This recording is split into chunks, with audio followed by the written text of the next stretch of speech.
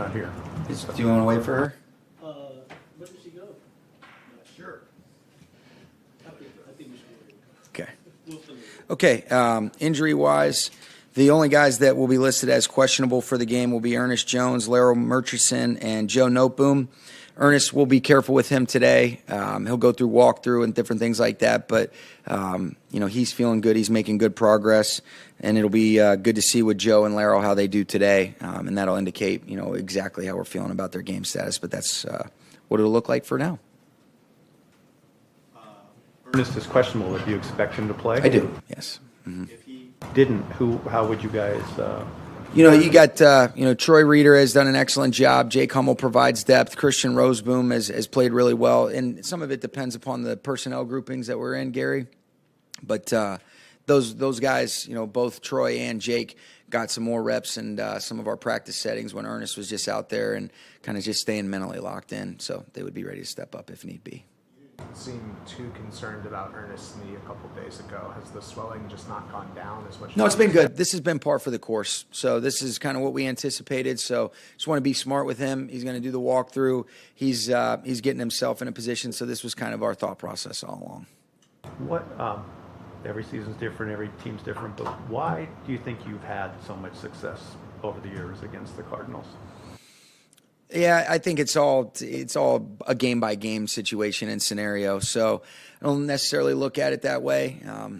We didn't have success in one of the games against them last year. And so what I do know is this. When you flip the tape on, Gary kind of talked about this a little bit earlier in the week, you see some familiar faces, but I'm seeing a really impressive operation in all three phases. I think, Jonathan Gannon's done an excellent job. You can just see they're really sound schematically. They put a lot of pressure on you and some of the different situational things that come up throughout the course of the game. I think they do a really good job of being able to mix personnel groupings on both sides of the football.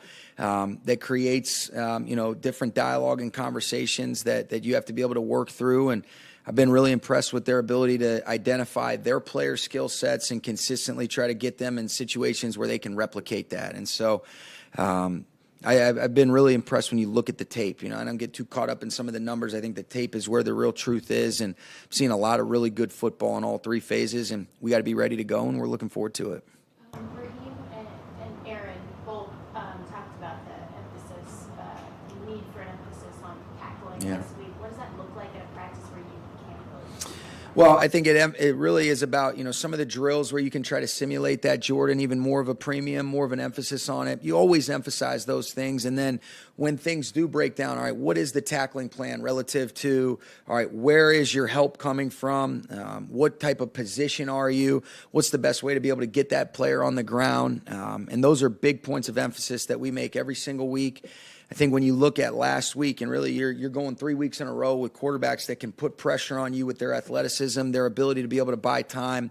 But it's about playing 11 as one, making sure that we rush with integrity. We try to do a good job of keeping Dobbs bottled up. But because of some of the things that unfolded last week, you say, hey, how do we fix things? Well, you identify the problems, you try to provide solutions, and then you put the work in to try to be able to get those things. And that's what we've done. But there are some challenges, as you alluded to, just because you don't always go to the ground, but you try to, make even more of an emphasis on it, allow the guys to have an ownership of the intent, and then make it come to life during the game. Aaron was pretty outspoken even too about his sentiments about that and wanting to make sure that that's really something that teammates focus on this week, and also the late clock breakdowns, things like that. Yeah. Aaron's pretty lead by example guy, but when he comes up to the podium and he kind of sends a message in that way, do you ever notice that some teammates pay attention to that, they hear that, they see that? Oh, yeah. When he speaks, people listen, myself included. And so I think there's a powerful way about the way that he goes about his business, Jordan, and that means when he does speak, there's an added emphasis on that, because he's a great listener. He takes a lot of things in. You've heard me mention just modeling the way is one of the most powerful ways, but there are times when I think especially a player like him, you end up speaking up, and it just resonates differently than when you're hearing it, whether it be from myself or Raheem or Coach Henney. And so that's when I think he's been at his best. And I think when you look through the course of his career, he does a great job of having a feel for, when to be able to use that. And I think the best thing you can say about him, like you've heard me say before, is he's an igniter. He elevates people around him. And when he's adamant about something, usually that means guys don't want to let him down. And I think it's really powerful. I do. Yeah, he was able to participate in a limited fashion yesterday. He's feeling good. He's ready to go, and so we feel good about that. And then just as a follow-up to that, if there's a scenario where both me and Joe are healthy, what does that mean for right now? We're looking. I think the first thing is let's figure out how Joe feels today. But I think it's a positive thing that you've got guys that have both started at right guard and performed at a high level for you. Obviously, Joe ended up having to start at the left tackle position against Indianapolis. And so having versatile players like that, you can't have enough guys that are capable of starting and playing winning football for you. And so if Joe's able to go, those will be things that we'll work through and talk through once we see exactly what he's feeling like after today. Open-ended question, but when you came in, Aaron was already here and doing these things at an elite level. How you never get used to it, obviously. Right. But how did you start to learn him? How much he can even affect a practice if he really opens up? And how did you? Well, that was the benefit of him holding out my first 2 years as a head coach. I remember. I got a chance to meet him when I was interviewing. He and Jared were the two players that I actually met with beforehand, and I think that shows the respect that both those guys had from the organization and knowing what you wanted them to be. But I mean, he'll ruin people for sure. And if you don't have specific plans for him, because every single team goes into it, and that's the first thing that they're talking about. And if you just say, all right, we're just going to play rules ball, it can really be bad for some of the development of some of your younger offensive linemen and things like that. And the first voluntary mini camp, I remember that you get when you're a new staff. You're obviously in helmets and it's more of an OTA setting, but you're making kind of a cut up to really just identify, all right, some of the really good stuff and then some things that we can improve upon. And every single clip ended up being, here's 99 just ruining a play again. And then it was a little bit of time until I saw him when we were getting ready for Washington after that, because he had to work through, ended up going through that year without getting it done. And then we waited. And so, I told him, I've jokingly said it's a lot better when we don't see you during training camp and then you just come in so you don't have to upset me when I put my offensive hat on. But you don't ever get bored with it. You don't ever take it for granted, and he certainly never lets the complacency set in, and I think that's why it's not out of the question to say he is a one-of-one type of player. He plays in such a confined space on the field, yet the way he sees it and thinks about it, people have said that it's constantly growing. He's constantly innovating out there. How do you see that? I think it's cool when you really talk to him, because, again, you mentioned that, when he speaks, everybody really listens and their ears kind of perk up. But his nuanced understanding of the game and being able to echo and articulate exactly what's going on is something that I think, the best have.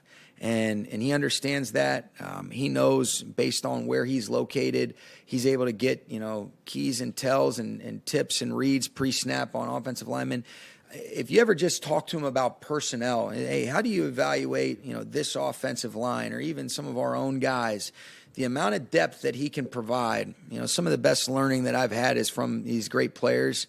And he certainly checks those boxes, but he's, he loves this game. He loves competing. And I think when you love something and you're passionate about it, you're always trying to continuously take your game in a direction that's positive and moving forward. And that's not exclusive to physically, that's mentally for him. And I think he understands and appreciates that at a level that is one of the many things that makes him super rare. Activate Tyler Johnson to the roster. We haven't talked about that yet. That's a possibility, but haven't gone down that road yet. Puka was talking yesterday about watching some tape from the Robert Woods era when installing certain plays and stuff like that. Do you find that with Puka in the system, you're able to maybe run some plays that you weren't able to run last year when Robert was gone? Well, I think Robert brought a toughness, a versatility to our offense that was incredibly valuable. And I think Puka does some of those similar things. Robert Woods is one of my all-time favorites. One of the best competitors I've ever been around. Did so many different things for us. And, you start putting guys in that kind of category, and that's a big mantle to be able to put on. But he is a guy that can fulfill a lot of the roles.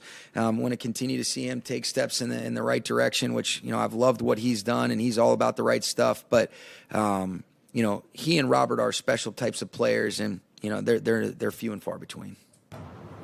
Couple more. Respect your privacy on this, obviously, but getting closer Yeah. to a big day. Do you guys have a contingency? Like, what's kind of how, without In terms of if he comes during a game or something like that? Yeah, just, I mean, how, I won't be at the again, game. to respect your privacy, yeah. But, Yeah, no, it could be any. It's coming up here in the next couple weeks, so it could be any day now.